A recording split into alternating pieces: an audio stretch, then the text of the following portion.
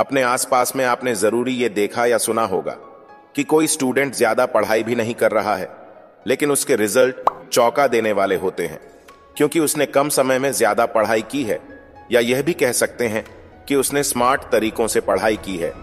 और अगर आप भी कम समय में ज्यादा पढ़ाई करना चाहते हैं और आपको उन तरीकों के बारे में पता ही नहीं है, तो आपने सही वीडियो पर क्लिक किया है, क्योंकि कई बार विद्यार्थी जोश में आकर 14 से 16 घंटे पढ़ाई करने का रूटीन बना लेते हैं और कुछ ही समय में वो इससे ऊब कर पढ़ाई करना छोड़ देते हैं।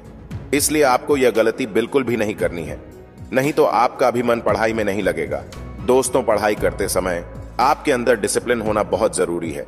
आपको पूरे दिन का एक रूटीन बनाना होगा, जिसमें हर दिन निश्चित समय पर खाना, निश्चित समय पर सोना, निश्चित समय पर उठना और निश्चित समय पर पढ़ाई करना शामिल करना होगा।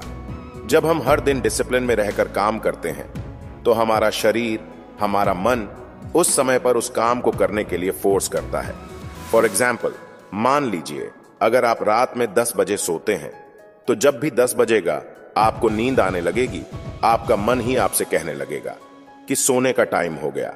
इसलिए अगर आप निश्चित समय पर पढ़ाई करेंगे, तो आपका दिमाग उस समय आपको पढ़ने के लिए प्रेरित करेगा।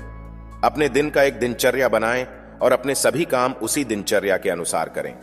ऐसा करने से आपका जीवन अनुशासित बनेगा और अनुशासित जीवन ही प्रगति के पथ पर आगे बढ़ता है। आपको एक दिन में मिनिमम 8 से 10 घंटे पढ़ाई करनी है, और वो भी पूरे फोकस के साथ।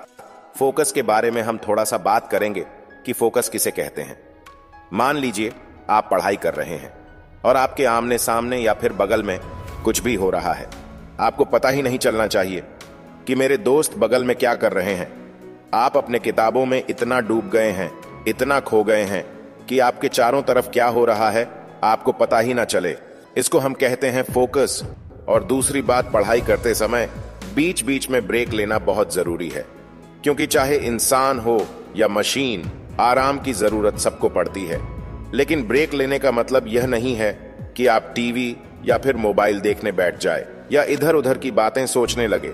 मैंने बहुत लोगों को देखा है कि वो आधे घंटे पढ़ाई करेंगे और बड़े बड़े सपने देखने लगेंगे, 1 लाख 2 लाख रुपए महीना कमाने के बारे में सोचने लगेंगे। आपको ऐसा बिल्कुल नहीं करना है। आपको ब्रेक लेते समय क्या करना है, ध्यान से सुनिए।